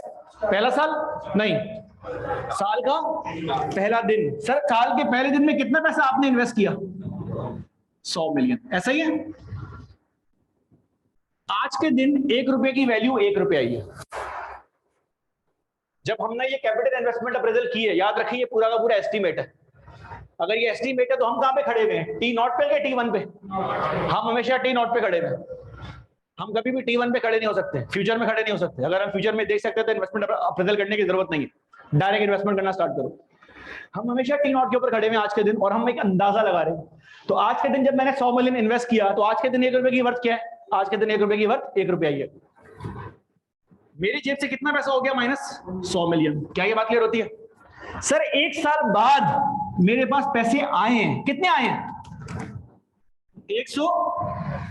आउटफ्लो है तो मैंने माइनस में दिखा दिया, इनफ्लो है तो मैंने पॉजिटिव में दिखा दिया। सर मुझे बताएं 1 साल बाद अगर महंगाई का रेट, अगर कॉस्ट ऑफ कैपिटल 10% है तो 1 साल बाद 1 रुपए की वर्थ क्या हो जाएगी? तो याद रखना ये डिस्काउंट फैक्टर क्या करता है सर? डिस्काउंट फैक्टर जिस रेट ऑफ परसेंटेज पर महंगाई हो रही है या कॉस्ट आ रही है, 1 रुपए की वैल्यू निकालता है 1 साल बाद, 2 साल बाद, 3 साल बाद, कि वर्थ किस स्पीड से हो रही है कम। तो 1 साल बाद 1 रुपए की वर्थ क्या हो जाएगी? 0.909। तो इफेक्टिवली स्पीकिंग 110 मिलियन जो आपके पास 1 साल बाद आएगा 2023 में 22 के एंड में, उसकी वर्थ आज 90 या 91 पैसे के बराबर है। जरा अपने कैलकुलेटर में जाएं, 0.909 को मल्टीप्लाई करें विद 110 मिलियन, कितना बन रहा है? 99 पॉइंट, ऑलमोस्ट ये राउंड ऑफ हो रहा है। सर क्या मैं बोल सकता हूं कि मेरी वेल्थ ना बढ़ रही है ना गिर रही है? तो बेसिकली आपने क्या किया, मैं आपको बताता हूं आपने क्या किया। आपकी ना दिहाड़ी थी 50 रुपए पर डे, और आप पंप पे जाया करते थे, पंप पे अपनी बाइक रोकते थे, दुकानदार को 50 रुपए दिया करते थे, वो आपकी बाइक में 2 लीटर पेट्रोल जो है वो डाला करता था। आज भी आप सेम बाइक पर हैं और सेम पंप के ऊपर जा रहे हैं, लेकिन अब जब आप 2-3 साल बाद गए तो 50 रुपए आपने उसको दिया, उसने 1 लीटर पेट्रोल डालना स्टार्ट कर दिया। फिर कुछ अरसे बाद नई हुकूमत आई, आप दोबारा दुकान पे गए, 50 रुपए दिए, उसने आधा लीटर पेट्रोल डालना स्टार्ट कर दिया। आज आप दुकान पे जाते हैं, 50 रुपए उसको देते हैं, वो नोजल खोल के बोलता है सूंघ लो जरा गहरी सांस करके। सर 50 रुपए के ऊपर कोई इंपैक्ट आ रहा है? नोट वही है, नोट पर पिक्चर भी वही है, लेकिन नोट की वर्थ आहिस्ता आहिस्ता करके। तो अगर आपकी दिहाड़ी 50 रुपए थी और आप 1 लीटर पेट्रोल बाय किया करते थे, और आज आपको दिहाड़ी 250 रुपए मिल रही है, तो आज भी आप कितना पेट्रोल बाय कर रहे हो? इसका मतलब अगर आपको कोई बोलेगा यार पहले तो आप 50 रुपए कमाया करते थे, अब आप 250 रुपए कमा रहे हैं, आपके प्रॉफिट तो बढ़ गया लेकिन आपकी वेल्थ के ऊपर कोई इंपैक्ट। इसको बिल्कुल यूं समझें कि अगर कभी आपके परदादा से मुलाकात हो जाए और आप उनसे बोले भाई आपकी सैलरी कितनी थी, वो बोले बेटा 2 पैसे थी। तुम्हारी कितनी है? चार्टर्ड अकाउंटेंट 2 लाख रुपए। तो दादा बोलेगा यार तूने 2 लाख में किया क्या? मैंने तो 2 पैसे में बंगला बना दिया, तुम सब बच्चों को पैदा कर दिया। इनफैक्ट मेरे मरने के बाद जायदाद का बंटवारा होने के बाद हर बच्चे के बाद 1-1 करोड़ रुपया आ रहा है। तुमने 2 लाख में क्या किया? आपने कहा ये मेहरान खरीदी है मैंने 2 लाख रुपए। सर दादा के 2 पैसे और आपके 2 लाख में क्या फर्क है? सर उसके 2 पैसे उनकी आप कैलकुलेशन कर लें टाइम वैल्यू ऑफ मनी के हिसाब से। उस जमाने में गोल्ड का रेट क्या था? आप देख लें आपके जमाने में गोल्ड का रेट क्या। आज से 10-12 साल पहले लोगों की जो भी सैलरी होती थी 5,000 10,000, उसमें 1 तोला 2 तोला गोल्ड आ जाया करता था, अच्छी सैलरी अगर आपकी हो। आजकल अच्छी सैलरी वाला उस रेट के हिसाब से इंक्रीज नहीं आ रहा। इसका मतलब ये हुआ, अगर कोई मेरे पास ऑफर लेकर आए, बोले अली अहमद आप मुझे 100 मिलियन दे, मैं आपको 110 मिलियन दूंगा, मुझे बताएं मुझे ये इन्वेस्टमेंट बारे में आ रही है? नहीं। अच्छा, अभी आपने एक बात बोली, अगर मेरा वेट 10% है तो मुझे मिनिमम कितना रिटर्न जनरेट करना है? एक सवाल, अगर मैनेजर ने 12% रिटर्न जनरेट किया, इसका मतलब क्या है? हाँ, प्रॉफिट नहीं, वेल्थ बढ़ रही है। क्यों सर? 10% आपने पे कर दिया, आपकी जेब में कितना आ गया? अच्छा, आए इसको भी जरा चेक कर ले। एक और केस जो है वो देख लेते हैं। T0 T1 कितनी इन्वेस्टमेंट की है? T0 पर मैंने कितनी इन्वेस्टमेंट की है? 100 मिलियन की। नेगेटिव में दिखा रहा हूं, मैंने ऐसे प्रोजेक्ट में पैसा लगाया है जिसमें मुझे रिटर्न 12% आ रहा है। जरा गौर करना, मुझे पता है 100 मिलियन का 12% क्या बनता है? 112 मिलियन। ऐसे ही है। मैं जरा ये प्रोजेक्ट की इन्वेस्टमेंट अप्रेजल चेक कर लूं, मेरी वेल्थ बढ़ी या नहीं बढ़ी। मेरा मिनिमम रिटर्न क्या था? 10 से ऊपर जो प्रोजेक्ट मुझे ऐड देगा वो सब मेरा जेब में गिर रहा है। तो सर अगर मैं इसको चेक करने जाऊं तो T0 पे मैंने कितनी इन्वेस्टमेंट की थी मेरे बच्चे? 100 मिलियन की। पैसा बाहर गया था, मैंने ब्रैकेट में दिखा दिया। मुझे बताएं आज के दिन 1 रुपए की वर्थ क्या है? आज के दिन 1 रुपए की वर्थ 1 रुपया ही है। तो मेरी जेब से 100 मिलियन माइनस हुआ था। 1 साल बाद कितना पैसा आया मेरे पास? 112 मिलियन। 10% के रेट के ऊपर अगर मेरा वैट 10% है, 1 रुपए की वैल्यू 1 साल बाद क्या हो जाएगी? 909। तो मुझे बताएं 112 मिलियन मल्टीप्लाई बाय 0.909 क्या बन रहा है? 10। तो मैंने जो पैसा लगाया था उसकी वर्थ 100 मिलियन थी। जो मेरे पास पैसा आएगा 112 मिलियन, उसकी वर्थ आज के दिन 101 मिलियन बन रही है। तो 101 मिलियन का इनफ्लो, 100 मिलियन का आउटफ्लो, ये 1.8 मिलियन का मेरे पास प्रॉफिट नहीं, ये मेरी वेल्थ का इंक्रीज है। इस 1.8 मिलियन को हमारी जबान में एनपीवी बोला जाता है, also known as net present value. अगर एनपीवी प्लस में आ रहा है इसका मतलब आपकी वेल्थ बढ़ रही है, अगर एनपीवी माइनस में आ रहा है इसका मतलब आपकी वेल्थ। मैं चाहता तो आपको ये कैलकुलेशन दिखा के घर भगा सकता था कि इससे सारे काम आपके हो जाएंगे, इन पे सारे काम होंगे इससे, लेकिन आप सिर्फ ये इसका बेस कॉन्सेप्ट माइंड में रखें कि मेरा प्रोजेक्ट हां होगा कि ना होगा, वो इस बात पे डिपेंड नहीं करता कि कैश कितना आ रहा है, वो डिपेंड इस बात पे करता है कि मेरी कॉस्ट ऑफ कैपिटल जो है वो कितना है। मुझे एक बात बताएं, 12% रिटर्न के ऊपर मेरा ये प्रोजेक्ट वारे में आ रहा था, मेरा कॉस्ट ऑफ कैपिटल जो है वो कितना आ रहा है? कॉस्ट ऑफ कैपिटल मेरा कितना आ रहा है? 10%। अगर मेरा कॉस्ट ऑफ कैपिटल 10% से बढ़ के 15% हो जाए तो वो जो मैंने अप्रेजल रिपोर्ट बनाई है क्या वो मेरे बारे में आ रही होगी? ये जरा मजेदार बात है, अब याद रखना। एंग्रो वालों ने अपना फूड बिजनेस बेच दिया और एक डेनमार्क की कंपनी ने आके बाय कर लिया। सवाल ये है कि चलता हुआ कारोबार, लोग, हम तो मार्केट में वो एक मेमन सेठ बोलता था, लोग अपना अब्बा बेच देते हैं, दुकान नहीं बेचते।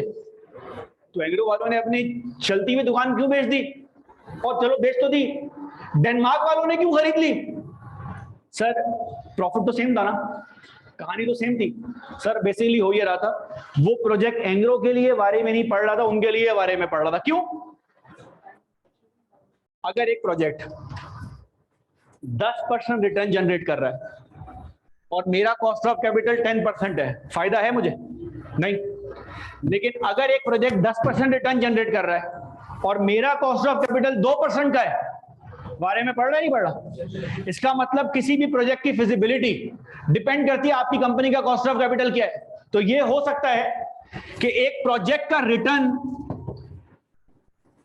10% है, लेकिन दो कंपनीज हैं, कंपनी ए और कंपनी बी।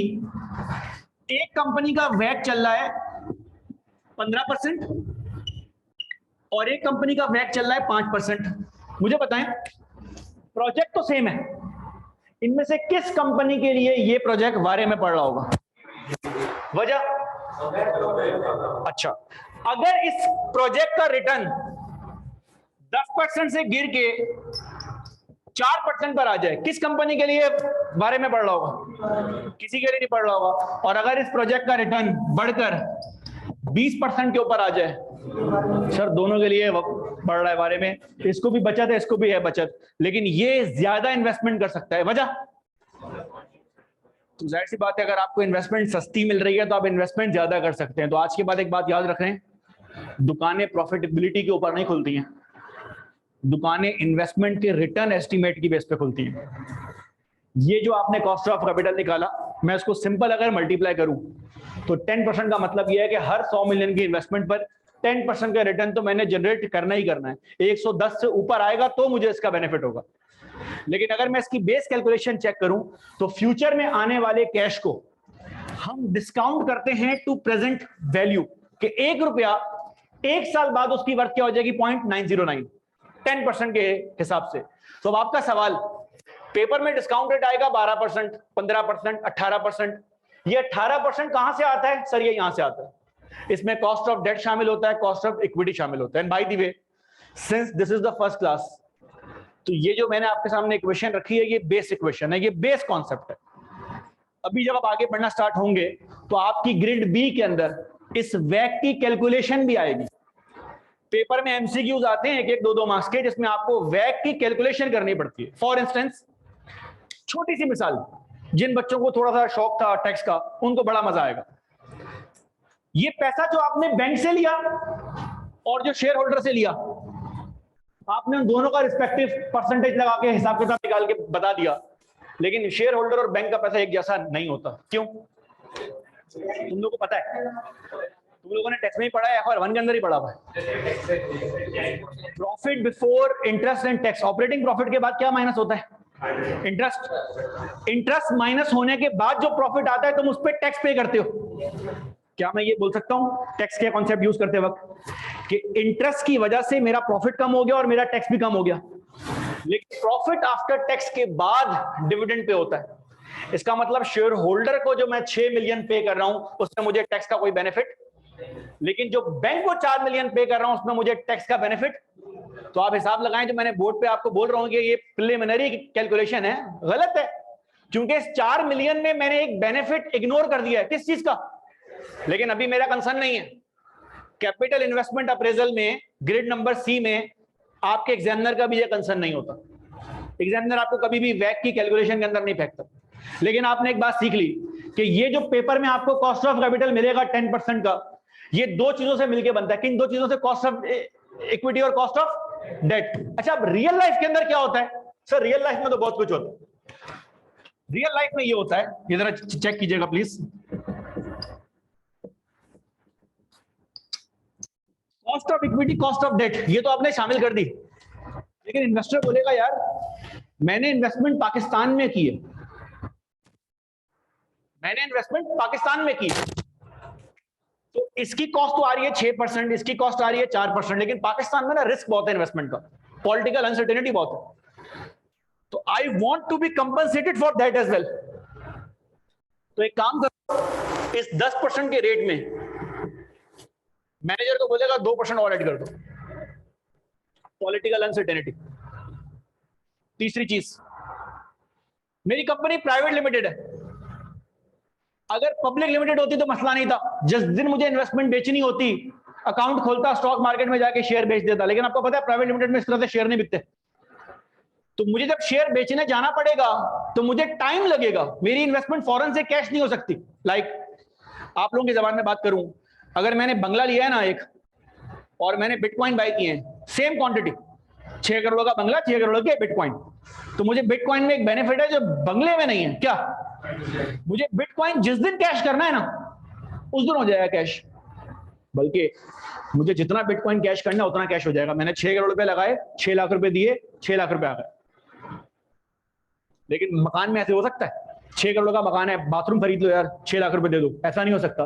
तो इन्वेस्टर बोलेगा कि मेरी इन्वेस्टमेंट फौरन से लिक्विड नहीं हो सकती, तो एक लिक्विडिटी प्रीमियम भी ऐड कर दो।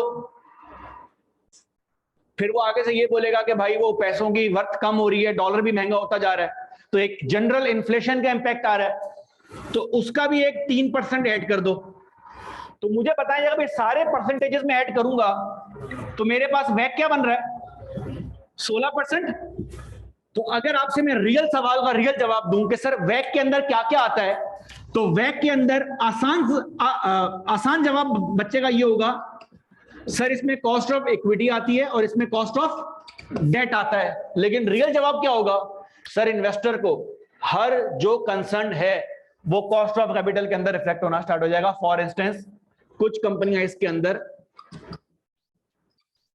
अपना रिस्क प्रीमियम का 2% भी ऐड कर रही है, क्योंकि मेरी इन्वेस्टमेंट फॉरेन से कैश नहीं हो सकती, तो कुछ कंपनीज इसके अंदर, रियल लाइफ की बात बता रहा हूं, लिक्विडिटी प्रीमियम भी ऐड कर रही होती है। प्लस कुछ कंपनीज इसके अंदर महंगाई को माइंड में रखते हुए एक्सेस रिटर्न भी ऐड कर रही होती है। तो कल को अगर मेरा वैक 16% है और मेरा मैनेजर 18% अर्न कर रहा है, फायदा दे रहा है? बिल्कुल दे रहा है। क्यों? सर वो 18% में कॉस्ट ऑफ इक्विटी भी बाहर निकाल रहा है, डेट भी बाहर निकाल रहा है, रिस्क प्रीमियम भी बाहर निकाल रहा है, लिक्विडिटी का इश्यू भी सॉल्व कर रहा है, एक्सेस रिटर्न भी इससे सॉल्व कर रहा है, और उसके बाद 2% और ऐड कर रहा है। क्या ये बात क्लियर हो रही है? अच्छा, अब एक बार आप ध्यान करें, risk premium, liquidity premium, Pakistan में आजकल डॉलर कन्वर्ट करके बाहर लेके जाना मुश्किल होता जा रहा है। तो जो गोरे की कंपनी पाकिस्तान में इन्वेस्ट करने आएगी, उसको खौफ ये रहेगा कि आज अगर पाकिस्तानियों को मुश्किल हो रही है तो कल हमें भी हो सकती है। तो हो सकता है वो अपना लिक्विडिटी रिटर्न 2% के बजाय बोले 5% कर दो। आपको पता है ना ये बात, पहले डॉलर 10,000 पर बंदा बाहर लेके जा सकता था, अब 5,000 होना स्टार्ट हो गया है, दे भी नहीं रहे, एलसी भी नहीं खुल रही, मुश्किलात हो रही हैं। तो कोई गोरा अपना $10 मिलियन पाकिस्तान में इन्वेस्ट करेगा? गोरा छोड़े कोई पाकिस्तानी इन्वेस्ट करेगा? उसको क्या खौफ होगा कि मैं इन्वेस्ट तो कर दूंगा लेकिन वापसी कैश आने में मुश्किल होगी। तो अगर मैं इतना रिस्क ले रहा हूं तो मुझे लिक्विडिटी प्रीमियम दो 5%। हुकूमत रोज रोज हो रही है चेंज, मुझे रिस्क प्रीमियम दो 8%। गौर से बात सुनना, अगर ये दोनों थ्रेट बढ़ जाएंगे, ये 5% हो जाए और ये 8% हो जाए, तो हो सकता है आपका वैक 25% हो जाए। और 25% वैक का मतलब ये है कि वो कंपनी जो पाकिस्तान में पहले काम कर रही थी, आजकल ये हुआ है, वो अपना काम बंद करके पाकिस्तान से बाहर चले जाएंगे। क्यों? लॉसेस होना स्टार्ट हो गए? नहीं, उनका प्रोजेक्ट पहले 20% रिटर्न जनरेट कर रहा था, लेकिन तब उनका वैक कितना था? आपके मुल्क में जब अनसर्टेनिटी होना स्टार्ट हुई तो उनका वैक कितना हो गया? 25%। तो वो 20% वाला प्रोजेक्ट अब उनके बारे के अंदर। ये रीजन है कि जब अनसर्टेनिटी बढ़ना स्टार्ट होती है तो आप सोचते हैं ना इन्वेस्टर भाग रहा है फेसबुक पोस्ट को, आप छोड़ दें। वो इन्वेस्टर क्यों भाग रहा है? क्योंकि उनका वैक उनके प्रोजेक्ट रिटर्न के साथ मैच नहीं कर रहा होता। क्या ये बात यहां तक क्लियर है? तो अगेन इसको मैं जरा ब्रीफ कर रहा हूं। आज हमने क्या बातें की? हमने कॉन्सेप्चुअल डिस्कशन किया कि कैलकुलेशन ऑफ डिस्काउंट रेट जो है वो किस तरह से होता है, डिस्काउंट फैक्टर और उसके कंपोनेंट्स क्या हैं। सर डिस्काउंट फैक्टर के कंपोनेंट में आपके पास लिक्विडिटी प्रीमियम आता है, रिस्क प्रीमियम आता है। सिमिलरली आपने बात की प्रॉफिटेबिलिटी और वेल्थ किस तरह से अलग अलग हैं कॉन्सेप्ट। और अगेन फिर आपने बात की कि पेपर में आपको 10%, 8%, 2% जो रिटर्न मिलता है उसकी कैलकुलेशन होती किस तरह से है। ये छाप लीजिए, लेकिन ये छापने से पहले एक होमवर्क नोट कर लें, क्योंकि क्लास एंड हो गई है। छाप तो आप बाद में भी लेंगे, एक होमवर्क नोट कर लें प्लीज। होमवर्क नोट कर लें। Calculate the discount factor, calculate the discount factor from T1 to T10। T1 से T10 का मतलब है शुरू के 10 सालों के। कैलकुलेट द डिस्काउंट फैक्टर, दोबारा बोल रहा हूं, डिस्काउंट फैक्टर का मतलब क्या होता है? ₹1 की वर्थ 1 साल बाद कितनी आए। Calculate the discount factor from T1 to T10 at following cost of capital, at following cost of capital.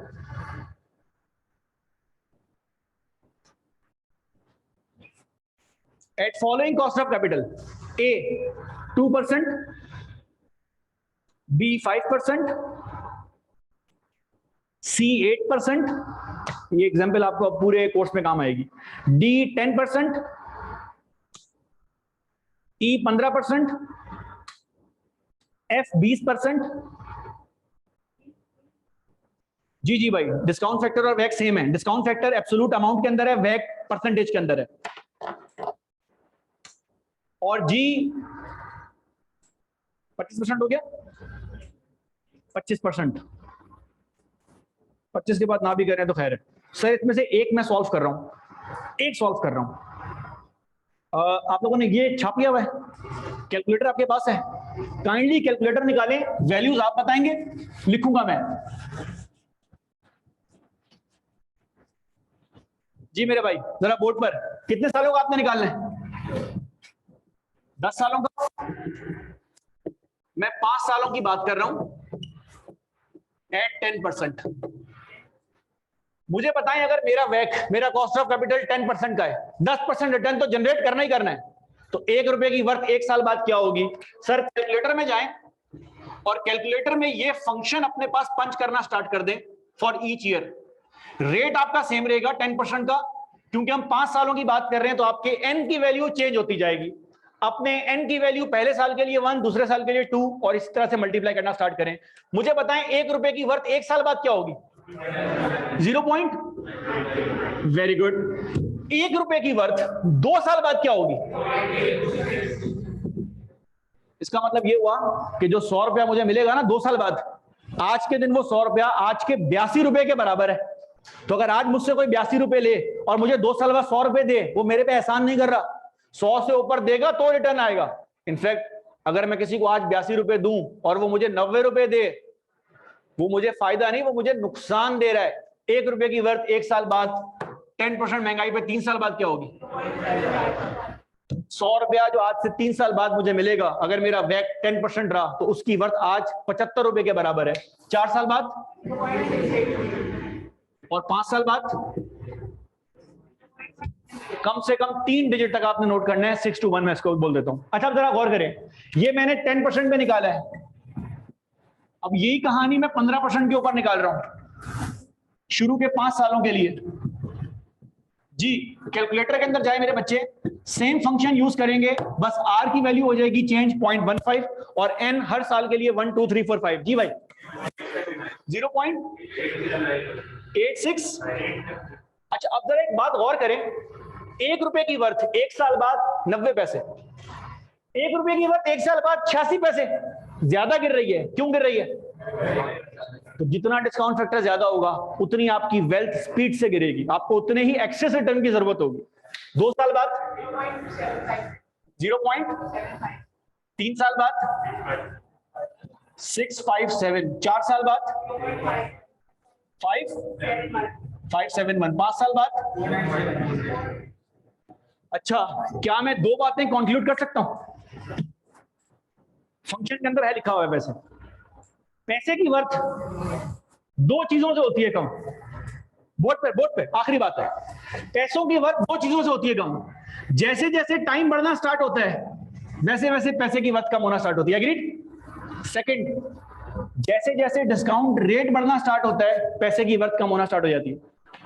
1 साल बाद 1 रुपए की वर्थ 4 पैसे से मजीद गिर रही है, टाइम के साथ भी गिर रही है, रेट के साथ भी गिर रही है। तो अपने पास 2 जुमले नोट कर लीजिएगा प्लीज, क्योंकि टॉपिक का नाम ही टाइम वैल्यू ऑफ मनी है।